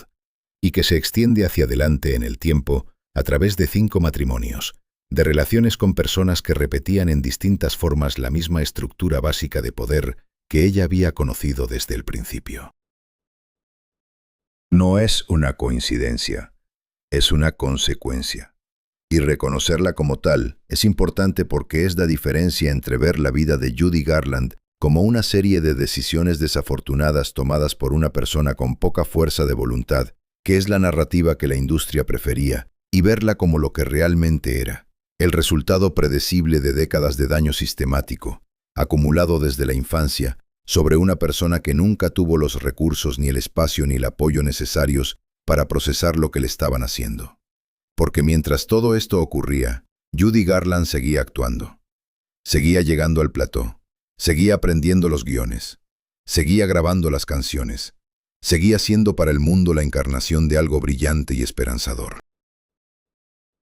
Y la distancia entre esa persona pública y lo que estaba viviendo en privado no hacía sino crecer con cada año que pasaba, con cada película que producía, con cada ovación que recibía de un público que amaba lo que veía sin poder imaginar el costo real de lo que le estaban mostrando. Fue ese costo el que finalmente el sistema ya no pudo seguir ignorando. Fue ese costo el que se hizo visible de maneras que ni la maquinaria de relaciones públicas de MGM ni los médicos de nómina del estudio pudieron gestionar indefinidamente. Y fue ese costo el que llevaría a una de las decisiones más frías y más calculadas que el estudio más poderoso de Hollywood tomaría jamás respecto a la persona en la que más había invertido. Una decisión que Judy vería llegar sin poder hacer nada para evitarla, después de 15 años dándole todo lo que tenía. El día que MGM despidió a Judy Garland, ella tenía 28 años y el estudio emitió un comunicado de 2 párrafos. 2 párrafos para terminar con 15 años de relación. 2 párrafos para desvincularse de la persona en la que más habían invertido, a la que más habían controlado, a la que más habían exigido, con la misma frialdad administrativa con la que se rescinde el contrato de un proveedor que ya no resulta conveniente. Sin reconocimiento, sin gratitud visible, sin ninguna mención a lo que habían extraído de ella durante década y media. Simplemente 2 párrafos y una firma. Y después, silencio. Para entender lo que ese momento significó, hay que entender en qué condiciones lo encontró Judy. No tenía 28 años en el sentido en que normalmente se tiene esa edad. Tenía 28 años cronológicos, y un cuerpo y una mente que llevaban décadas siendo sometidos a una presión que habría destruido a la mayoría de las personas mucho antes. Los ciclos de estimulantes y somníferos no habían parado. Las inseguridades que el estudio había cultivado con tanta consistencia no habían desaparecido. La dependencia a las sustancias que los propios médicos del estudio habían iniciado y mantenido a lo largo de todos esos años seguía ahí, tan instalada en su sistema que la idea de funcionar sin ellas era algo que en ese momento le resultaba genuinamente inalcanzable. A todo eso se sumaba algo que el estudio tampoco mencionaba en su comunicado de 2 párrafos: las deudas. Porque el sistema que gestionaba las finanzas de Judy había gestionado también esas finanzas de la manera que más convenía al estudio, no necesariamente de la manera que más convenía a ella. Y el resultado era que una de las actrices más rentables de la historia de Hollywood se encontraba en ese momento con los recursos económicos de alguien que no ha sabido administrar nada. El sistema que la había creado la dejaba en ese punto, sin contrato, sin estructura de apoyo, con una dependencia heredada de los propios médicos del estudio y con deudas que ella no había generado sola, pero que ahora cargaba sola. Era, en todos los sentidos que importan, el abandono más calculado posible. Porque MGM no ignoraba en qué condiciones estaba Judy cuando tomó esa decisión. Sabía exactamente lo que había hecho y lo que no había hecho a lo largo de todos esos años. Y aún así, eligió el comunicado de 2 párrafos. Lo que vino después fue uno de los periodos más oscuros de su vida. No porque Judy no intentara recuperarse, lo intentó, con la misma determinación que había puesto en todo lo demás a lo largo de su existencia. Pero el daño que el sistema le había hecho era real, profundo, y no del tipo que se resuelve con voluntad sola. Los intentos de reincorporarse a la industria topaban una y otra vez con la reputación que la propia industria había construido alrededor de ella durante esos últimos años. La de una actriz poco fiable, con problemas, difícil de manejar. Esa reputación era en parte el resultado directo de lo que el sistema le había hecho, de los signos visibles de agotamiento que MGM había interpretado como defectos de carácter en lugar de consecuencias de sus propias políticas. Y ahora esa misma industria usaba esa reputación para cerrarle puertas. Lo más cruel de este mecanismo es su circularidad perfecta. El sistema crea el problema. Luego usa el problema como justificación para alejarse de la persona que lo sufre. Y luego presenta ese alejamiento como una decisión razonable basada en hechos objetivos. Nadie en ninguna sala de reuniones de Hollywood tenía que mencionar en voz alta lo que habían hecho. Simplemente se presentaban los números de las últimas producciones, se mencionaban los incidentes en el set, se hablaba de los riesgos de asegurar a alguien con ese historial y la conversación seguía adelante. Judy Garland, que había llenado las salas de cine de medio mundo durante 15 años, no podía conseguir que nadie quisiera contratarla. Encontró en ese periodo algo de apoyo en un director de cine con quien se casó y con quien tuvo a su hija mayor, Liza. El matrimonio con Vincente Minnelli fue en muchos sentidos genuino. Había en él algo que otros intentos anteriores de construir una relación no habían tenido. Una cierta comprensión artística, una compatibilidad de mundos que venían de lugares similares. Y hubo durante ese tiempo momentos de algo que podría llamarse estabilidad, al menos comparada con lo que había venido antes. La niña llegó al mundo mientras vivían en una casa en las colinas sobre la ciudad. Una mansión diseñada con la elegancia teatral del arquitecto que más entendía lo que las estrellas de Hollywood necesitaban de sus espacios. Con paredes insonorizadas para que Judy pudiera cantar sin molestar a nadie. Con una sala de proyección propia donde el matrimonio revisaba el trabajo del día y planeaba el siguiente. Con un dormitorio secreto escondido detrás de una estantería que todavía hoy lleva el nombre de ella en esa casa. Pero incluso ese periodo de relativa calma cargaba con el peso de todo lo anterior. Porque Judy no había llegado a ese matrimonio siendo una persona sin historia. Había llegado siendo alguien que llevaba décadas sin aprender a existir fuera de un sistema de control, y que ahora, por primera vez en su vida adulta, tenía que descubrir cómo hacer eso sin un manual. Y eso, aunque nadie a su alrededor lo dijera en voz alta, era enormemente difícil. La dependencia seguía ahí. Las noches difíciles seguían siendo difíciles. Y el sistema de Hollywood, que la había dejado ir con 2 párrafos, no mostraba ningún interés en ver cómo le iba. La casa en las colinas sobre el Sunset Strip es hoy uno de los testimonios arquitectónicos más singulares de ese periodo de Hollywood. La construyó el hombre que redefinió lo que significaba diseñar para las estrellas del cine americano.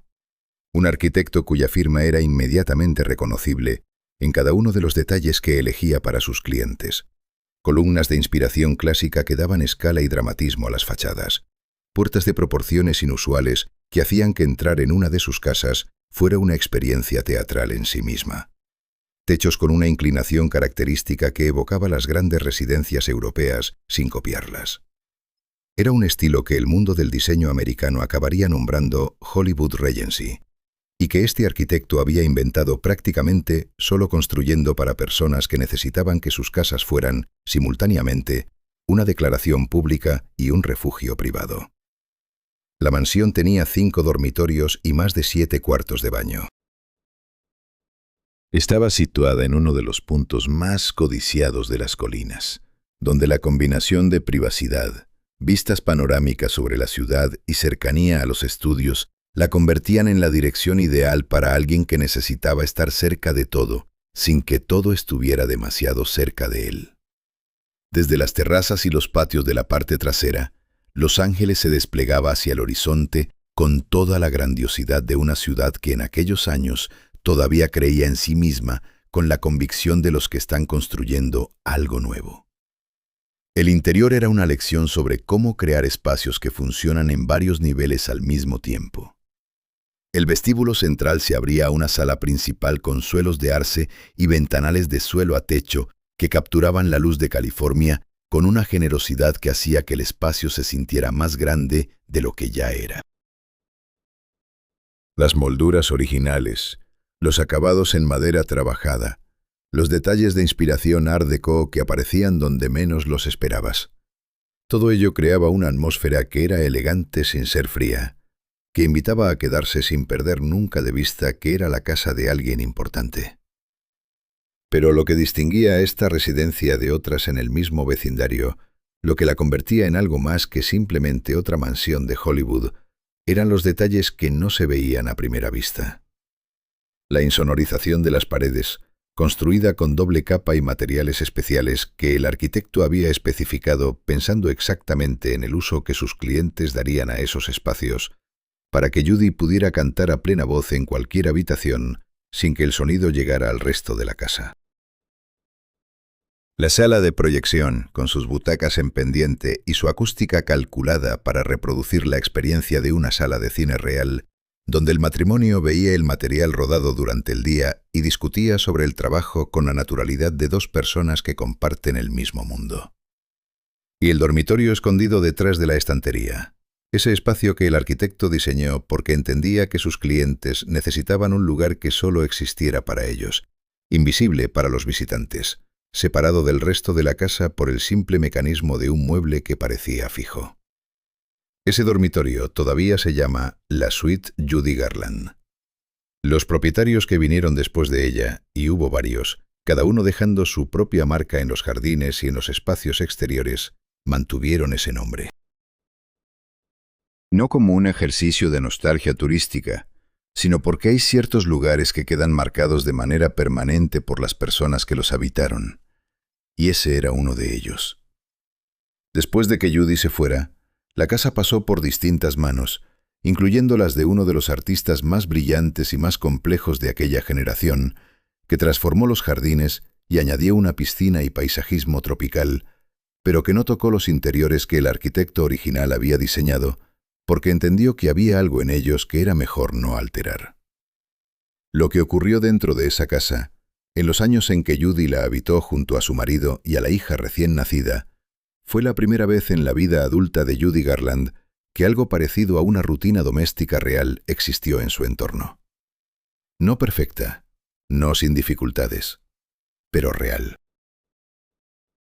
Con una niña que necesitaba atención y presencia, con un marido cuyo trabajo también tenía sus propias exigencias pero que estaba dispuesto a construir algo junto a ella, con una casa que era suficientemente grande para que cada uno tuviera sus espacios, pero suficientemente acogedora para que el conjunto funcionara como un lugar donde vivía una familia. Y sin embargo, incluso en ese período, el peso de todo lo que el sistema le había hecho seguía siendo real. Porque los años en MGM no habían terminado con el comunicado de 2 párrafos. Habían dejado una huella en el cuerpo y en la mente de Judy que no desaparece porque alguien te firme la baja. Las noches difíciles seguían siendo difíciles. Los momentos de desorientación seguían llegando.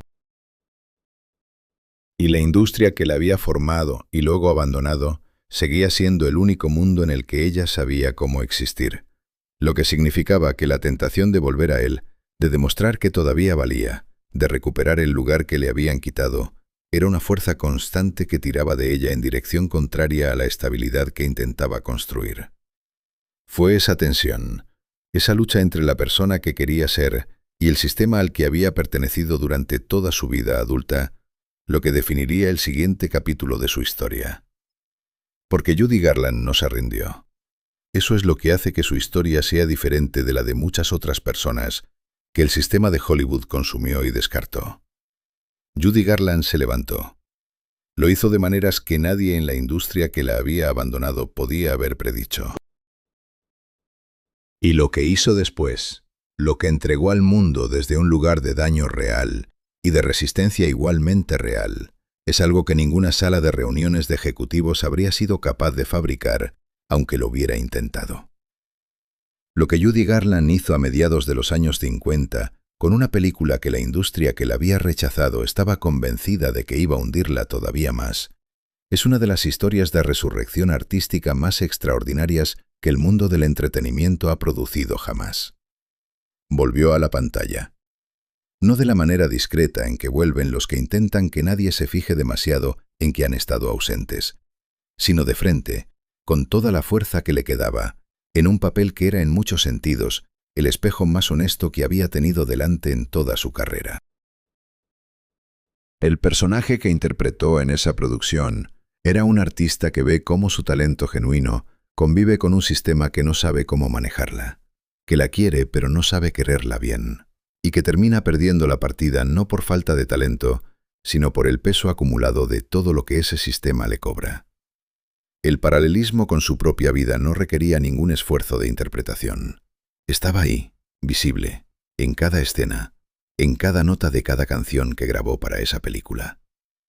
Y el resultado fue una actuación que los críticos describieron como la mejor de su carrera, que los productores declararon irrepetible y que la Academia reconoció con una nominación al premio más importante del cine americano.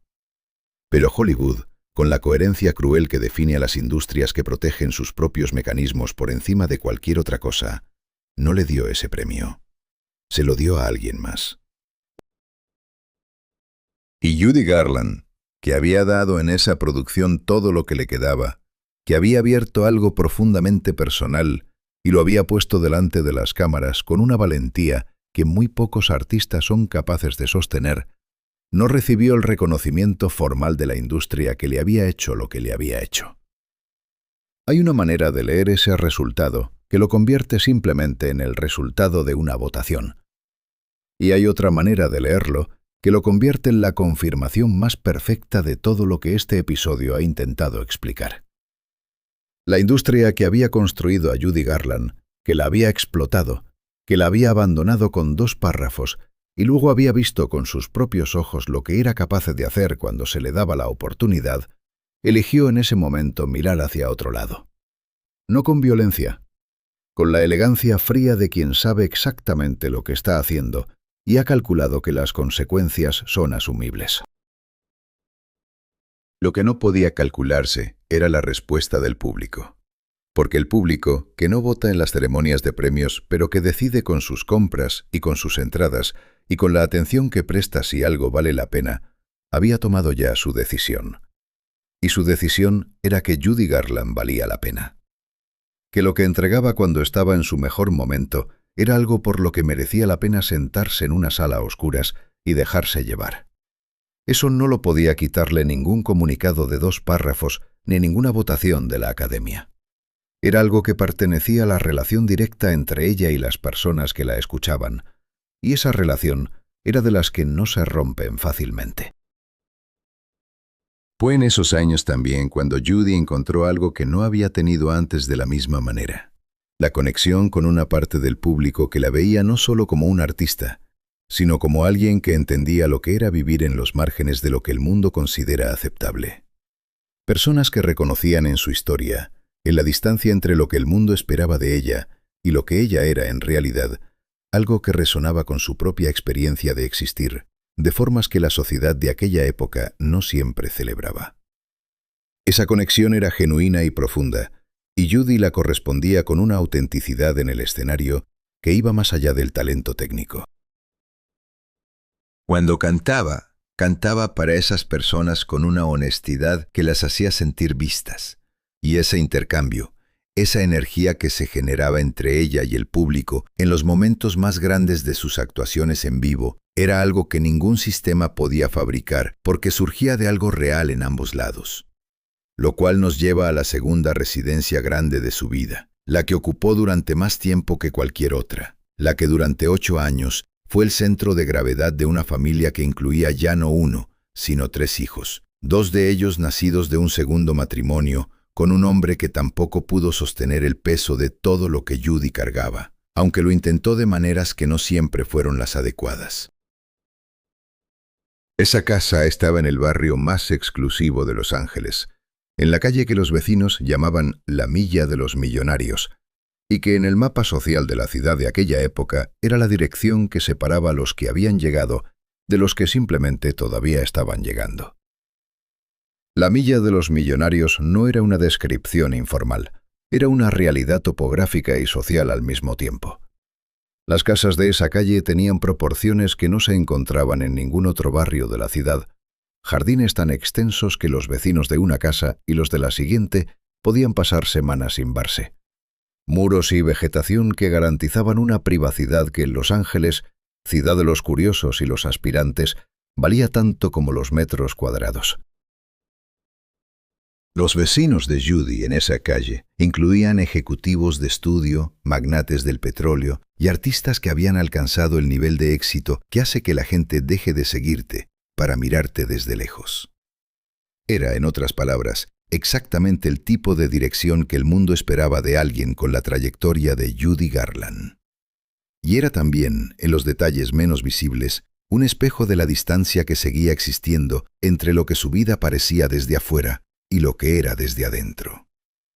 La casa en sí era una estructura de estilo colonial de proporciones generosas, con alas simétricas que se extendían desde un cuerpo central, ventanas con sus correspondientes contraventanas que miraban hacia el jardín y una entrada principal diseñada para hacer que quien llegaba sintiera antes de cruzar el umbral que estaba en un lugar importante. Por dentro, los espacios tenían la escala que corresponde a una residencia de ese nivel.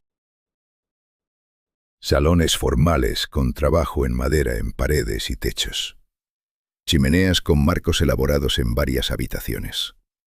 Un estudio con paneles de madera donde los papeles y las partituras y las agendas de trabajo se acumulaban con la densidad de una vida profesional que nunca se tomaba del todo un descanso. Habitaciones para el personal doméstico en un ala discreta que la arquitectura de la época diseñaba para mantener el servicio presente pero invisible, disponible pero separado. Los jardines eran, como correspondía a esa dirección, tan importantes como la casa. Árboles de porte grande plantados con suficiente antelación como para que cuando Judy llegó ya dieran sombra real y privacidad real. Céspedes que los hijos podían usar para lo que los hijos usan los jardines. Espacios diseñados para el tipo de reuniones profesionales y sociales que en la industria del entretenimiento son tan necesarias como el trabajo en sí mismo, porque en esa industria, las conversaciones que ocurren en los jardines de las casas privadas son frecuentemente las que determinan qué proyectos se hacen y cuáles no.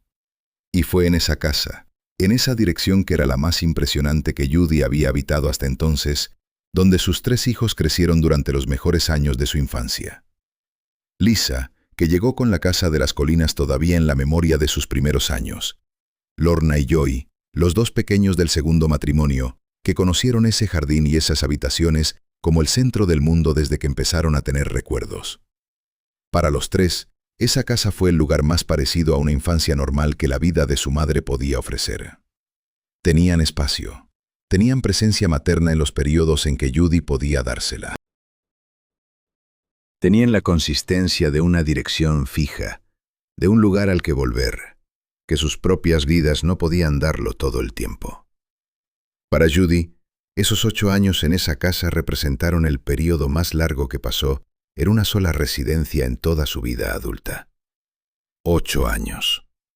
Para alguien que había pasado la infancia moviéndose de pensión en pensión y la vida adulta en mansiones que el sistema de Hollywood asignaba y retiraba según convenía, 8 años en el mismo lugar era una eternidad.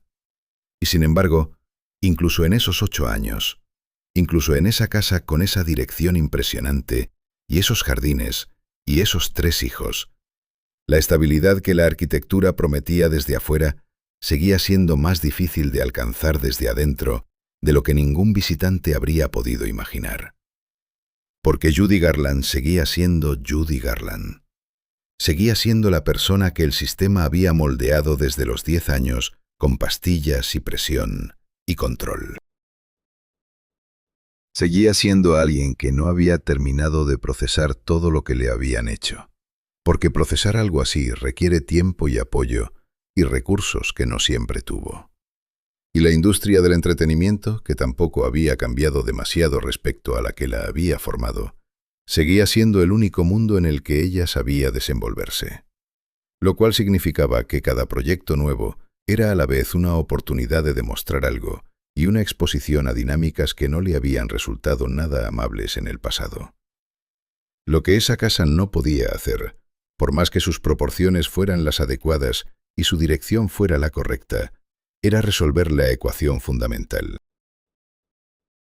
Y esa ecuación era esta.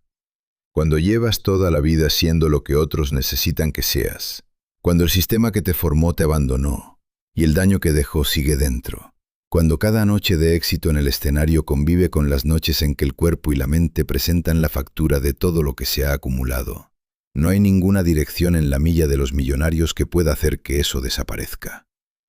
Las casas no curan a las personas, solo las alojan. Y a veces, las casas más grandes y más impresionantes son precisamente las que mejor esconden lo que ocurre dentro de sus paredes más gruesas.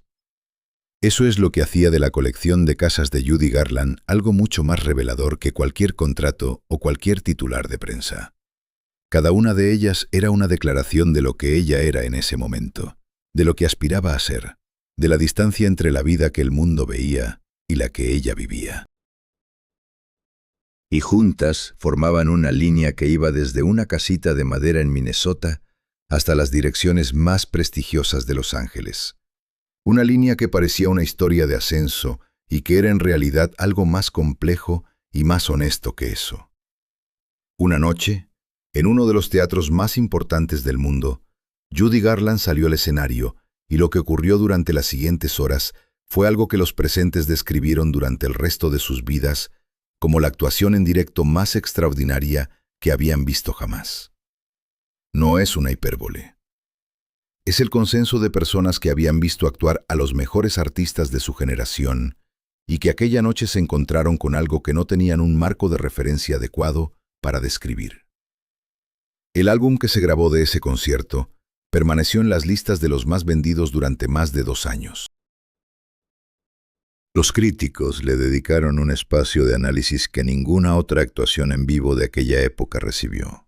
Y la industria que la había abandonado con 2 párrafos vio cómo aquella mujer, sin ningún gran estudio detrás, sin ninguna maquinaria de producción a su servicio, llenaba de arriba a abajo uno de los escenarios más exigentes del país y convertía esa noche en algo que la historia del entretenimiento americano no olvidaría. Lo que hacía que ese triunfo fuera diferente de todos los anteriores es lo que lo convierte en el capítulo más importante de esta historia. Porque todos los grandes éxitos de Judy Garland anteriores habían sido fabricados dentro de un sistema. El estudio ponía los decorados, los trajes, los guiones, los directores, los médicos y las pastillas, y Judy ponía el talento. La ecuación funcionaba porque ambas partes aportaban algo. Pero aquella noche en ese teatro no había estudio, no había maquinaria. No había sistema detrás gestionando cada detalle de lo que el público iba a ver. Había una mujer sola en un escenario grande, con una orquesta detrás y un micrófono delante. Y todo lo que tenía para dar era exactamente lo que llevaba dentro. Y resultó que lo que llevaba dentro era más que suficiente. Era más que lo que cualquier sistema podría haber fabricado, aunque lo hubiera intentado. El público que llenó esa sala aquella noche lo sabía. Lo sintió desde las primeras notas. Había en la sala una electricidad de esa que no tiene que ver con la técnica ni con la producción, sino con la conexión directa entre una persona que está dando algo genuino y un público que lo recibe sin intermediarios. Cuando Judy cantó esa noche, cantó con toda la historia que tenemos en este episodio encima. Con los años de presión de MGM. Con las pastillas que le dieron con 10 años.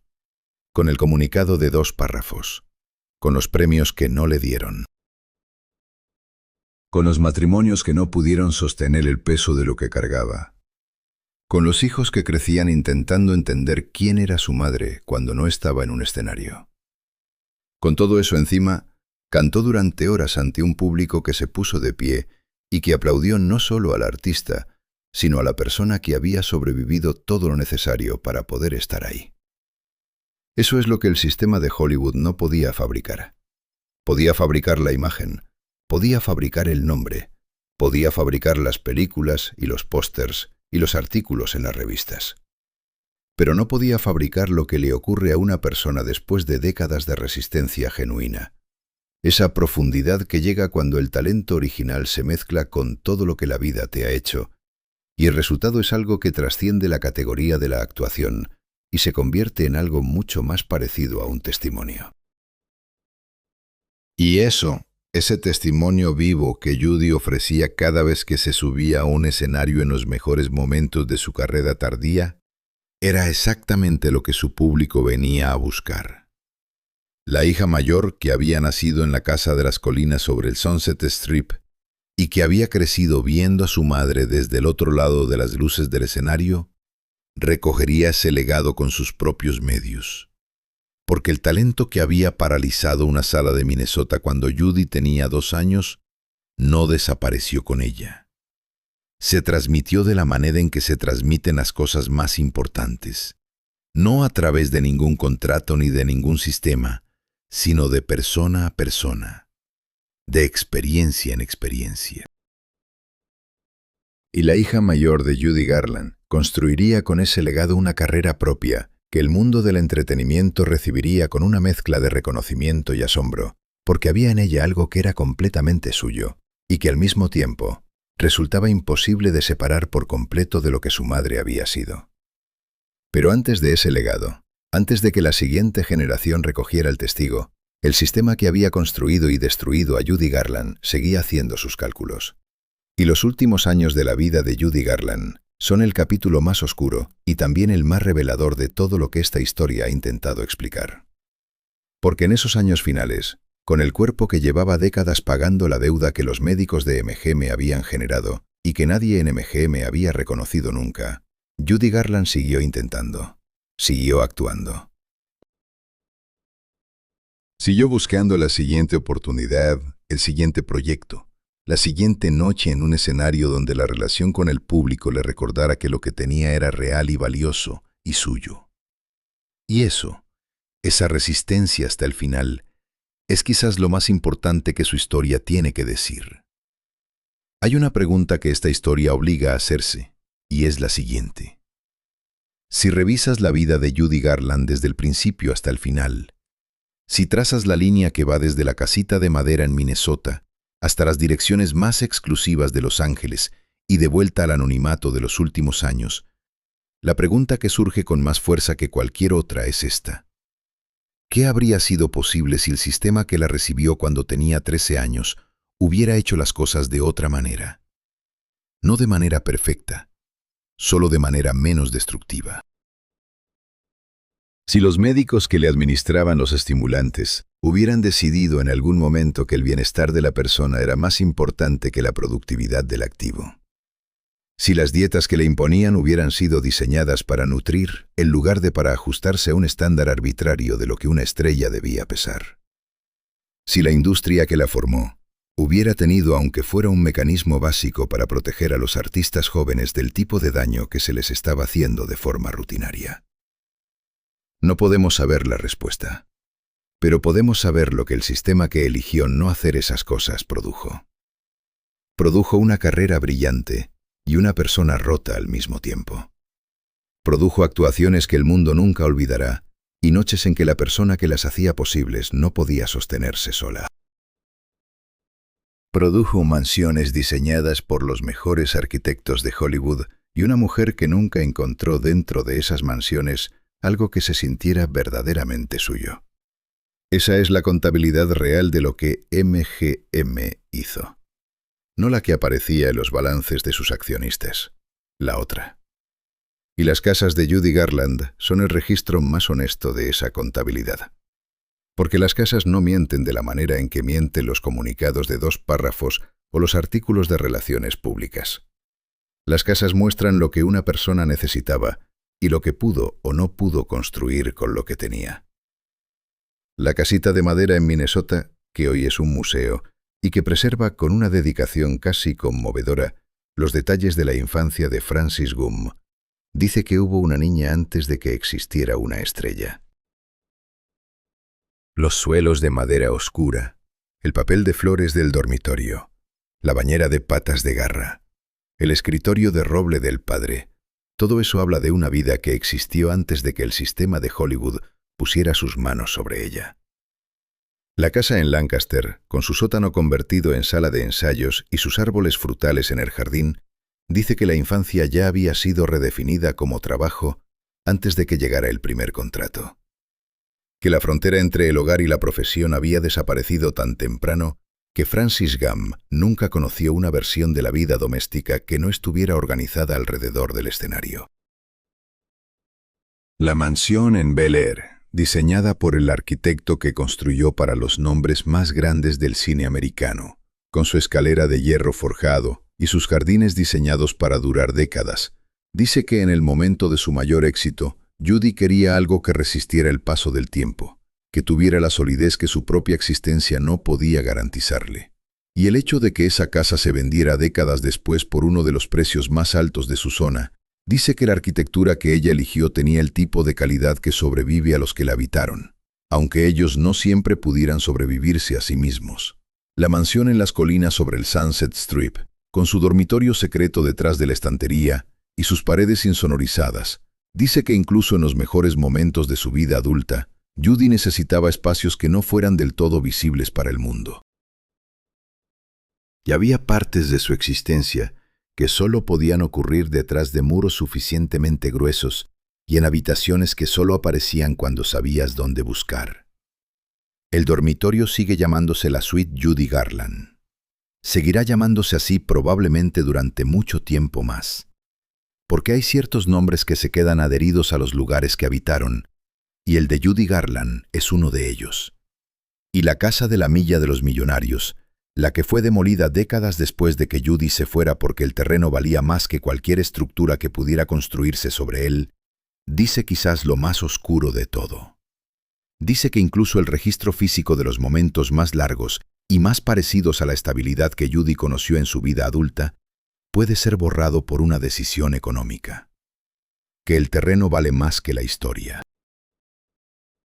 Que la industria del entretenimiento y la ciudad que la aloja avanza sobre sus propios muertos con una eficiencia que no deja demasiado espacio para la nostalgia. La dirección sigue siendo una de las más caras de Los Ángeles.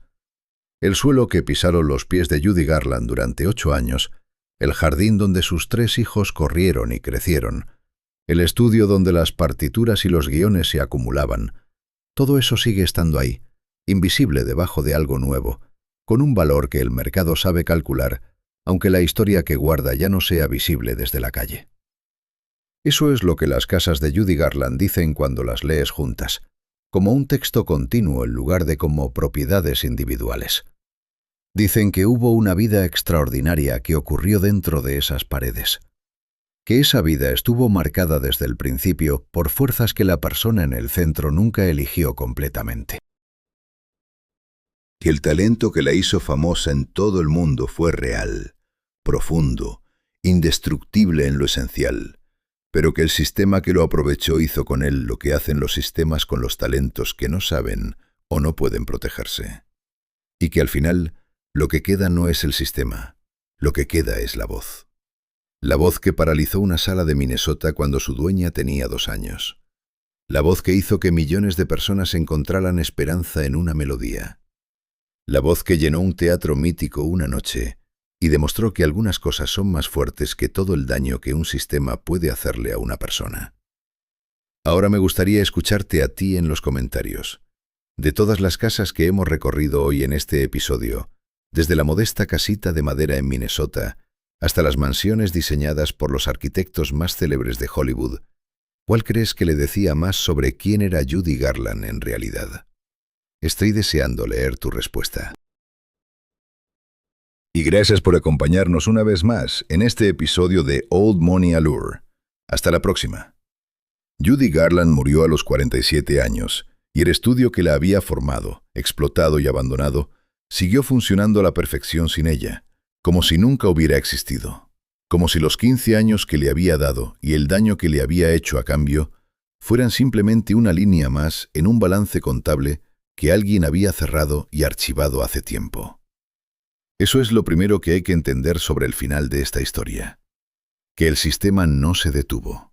Que no hubo ningún momento de reflexión institucional, ninguna revisión interna de las prácticas que habían llevado a ese resultado, ningún reconocimiento público de la parte de responsabilidad que le correspondía a la industria en lo que le había pasado a una de sus artistas más extraordinarias. El sistema siguió produciendo películas, siguió fabricando estrellas. Siguió aplicando a las siguientes generaciones de artistas jóvenes las mismas lógicas que había aplicado a Francis Gumm cuando tenía 13 años. Y el mundo siguió aplaudiendo los resultados sin hacer demasiadas preguntas sobre el costo real de producirlos. Los últimos años de Judy no fueron los más oscuros de su vida, porque ella hubiera perdido la voluntad de seguir. Fueron oscuros porque el cuerpo que llevaba décadas pagando la deuda que otros habían contraído en su nombre estaba llegando al límite de lo que podía aguantar. Los ciclos de dependencia que los médicos de MGM habían iniciado cuando ella era adolescente no se habían resuelto con el comunicado de 2 párrafos que la desvinculó del estudio. Eran parte de su fisiología a esas alturas, instalados tan profundamente en su sistema que la idea de funcionar sin ese apoyo químico era genuinamente aterradora para un cuerpo que nunca había conocido la alternativa. Hubo intentos de tratamiento. Hubo periodos de mayor estabilidad seguidos de recaídas que los que la rodeaban describían como inevitables. No porque Judy no se esforzara, sino porque el daño que se había acumulado durante décadas no se deshace en semanas, ni en meses, ni a base de voluntad sola. Y mientras todo eso ocurría, Judy seguía actuando. Ese es el detalle que resulta más difícil de integrar cuando intentas construir una imagen coherente de quién era ella en esos años. Porque por un lado estaba el deterioro físico, real, documentado, visible para cualquiera que la conociera de cerca. Y por otro lado estaba la artista, que cada vez que se subía a un escenario encontraba algo que no encontraba en ningún otro lugar. Una conexión con el público que era tan intensa y tan genuina que por el tiempo que duraba la actuación, todo lo demás quedaba suspendido. No desaparecía, quedaba suspendido. Y en esa suspensión, en ese espacio entre la primera nota y la última, Judy Garland seguía siendo exactamente lo que había sido siempre. Actuó en Londres en los últimos meses de su vida. Lo hizo en uno de esos teatros íntimos donde la distancia entre el escenario y el público se mide en metros contados, donde no hay posibilidad de esconderse detrás de la producción, porque la producción no es el punto es la persona delante del micrófono. Las crónicas de esas actuaciones son contradictorias de la manera en que son contradictorias todas las cosas que ocurren cerca del final de una vida complicada. Algunas noches eran difíciles.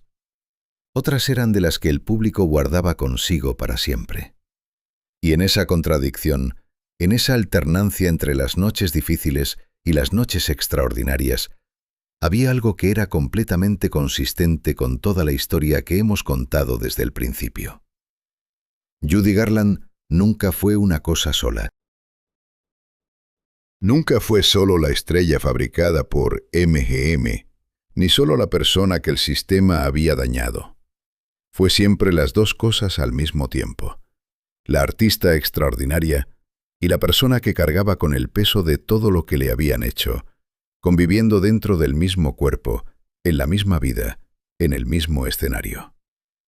Murió en Londres, sola en su apartamento, poco antes de cumplir los 47 años. La causa oficial fue una sobredosis accidental. Los médicos forenses que examinaron el caso señalaron que su cuerpo había acumulado durante décadas un nivel de exposición a determinadas sustancias que hacía que el margen entre una dosis y otra fuera extraordinariamente estrecho.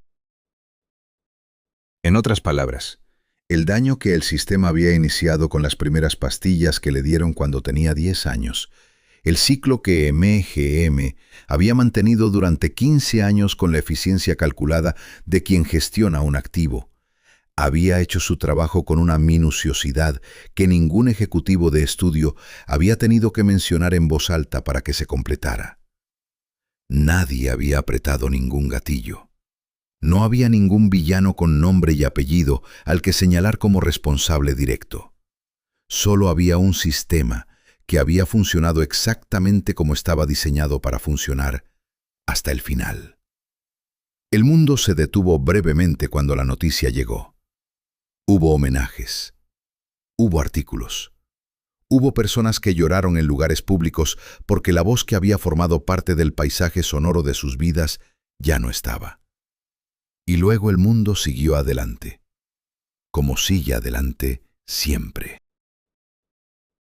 Y el sistema que había hecho lo que había hecho, siguió produciendo sus películas y fabricando sus estrellas y aplicando sus lógicas a las generaciones que venían detrás. Pero algo de Judy Garland no siguió adelante con el mundo. Algo se quedó. Se quedó en la voz grabada, que sigue siendo tan real y tan directa décadas después como lo fue la primera vez. Se quedó en la hija mayor, que construyó una carrera propia que llevaba impresa la huella de lo que su madre había sido, no como una imitación, sino como una continuación de algo que no había terminado con la muerte de quien lo inició. Se quedó en las personas que habían encontrado en su historia un reflejo de la suya propia, que habían reconocido en la distancia entre lo que el mundo esperaba de ella y lo que ella era en realidad, algo que les hablaba directamente de su propia experiencia de existir en los márgenes de lo que la sociedad celebra. Para esas personas, la conexión con Judy Garland no era nostalgia. Era algo más activo y más presente que eso. Era el reconocimiento de que la resistencia tiene valor incluso cuando no gana, que sobrevivir a los sistemas que intentan consumirte es en sí mismo una forma de triunfo, aunque nadie lo llame así en ninguna ceremonia de premios. Y se quedó en las casas. Las que todavía están en pie y las que fueron demolidas para construir algo nuevo encima. Porque las casas guardan la memoria de las personas que las habitaron de una manera que no se borra con una firma en un contrato de compraventa. La suite Judy Garland sigue llamándose así. La casita de Minnesota sigue siendo un museo donde los visitantes entran y se encuentran con el papel de flores del dormitorio infantil y con la bañera de patas de garra y con el escritorio de roble del padre, y salen con algo que no tenían cuando llegaron. La dirección de la Milla de los Millonarios sigue siendo una de las más caras de Los Ángeles, aunque la casa de Judy ya no esté. Aunque el terreno sobre el que ella vivió durante 8 años con sus 3 hijos sea hoy algo completamente diferente. Porque hay personas que dejan una huella que sobrevive a los sistemas que intentaron borrarlas, y Judy Garland fue una de ellas. Lo que esta historia nos enseña no es solo la historia de una mujer, es la historia de un mecanismo. Un mecanismo que identifica el talento cuando lo encuentra, que invierte en empaquetarlo y presentarlo al mundo de la manera más rentable posible, y que en ese proceso trata a la persona que es la fuente de ese talento no como un ser humano con necesidades y límites propios, sino como un recurso a explotar hasta que ya no da más. Ese mecanismo no desapareció con la era dorada de Hollywood. No se extinguió cuando MGM cerró sus contabilidades sobre la vida de Judy Garland. Sigue ahí, en distintas industrias, con distintos nombres, aplicando distintas versiones de las mismas lógicas a distintas generaciones de personas que tienen algo que el mundo quiere y que no siempre saben cómo protegerlo de los que se acercan a ofrecerles exactamente lo que necesitan para después cobrarles exactamente lo que no pueden pagar. La historia de Judy Garland nos dice que el precio de la fama, cuando lo paga una persona que el sistema ha capturado lo suficientemente joven y lo suficientemente vulnerable, no aparece en ningún contrato. Aparece en el cuerpo. Aparece en la mente. Aparece en la distancia entre la persona pública que el mundo aplaude y la persona real que vive dentro de esa imagen sin que nadie de los que aplauden tenga que preguntarse nunca cómo está. Nos dice que el talento genuino es indestructible en lo esencial, pero que la persona que lo porta no lo es. Que hay una diferencia fundamental entre lo que una voz puede hacer y lo que el cuerpo que la aloja puede aguantar. Y que confundir las dos cosas es uno de los errores más costosos que una industria puede cometer con sus artistas. Pero sobre todo, la historia de Judy Garland nos dice que la resistencia importa. Que levantarse después de que el sistema que construyó tu mundo te abandone con 2 párrafos y volver a un escenario y cantar de una manera que nadie pueda ignorar, es un acto que trasciende la categoría del entretenimiento. Que hay una dignidad en seguir siendo quien eres o en intentarlo, incluso cuando todo lo que te rodea ha sido diseñado para hacerte creer que solo eres lo que otros necesitan que seas. Y que esa dignidad, esa resistencia de la persona real debajo de la imagen fabricada, es lo que el público que la amó siempre reconoció en ella, aunque no siempre tuviera las palabras exactas para describir por qué. La pregunta que me quedo pensando cuando termino de revisar esta historia, y que te dejo a ti también porque creo que merece una respuesta honesta, es esta. Si el sistema que destruyó a Judy Garland sigue funcionando hoy, en distintas industrias y con distintos nombres pero con la misma lógica fundamental, y si seguimos consumiendo sus productos con el mismo entusiasmo con el que el público de aquella época llenaba las salas de cine, entonces la pregunta no es solo qué le hicieron a ella. La pregunta es, ¿qué estamos haciendo nosotros? ¿Y qué estamos dispuestos a cambiar en la manera en que nos relacionamos con el talento ajeno para que la próxima Frances Gumm que llega al mundo con una voz extraordinaria tenga la posibilidad de vivir una vida que esté a la altura de lo que merece? Déjame tu respuesta en los comentarios.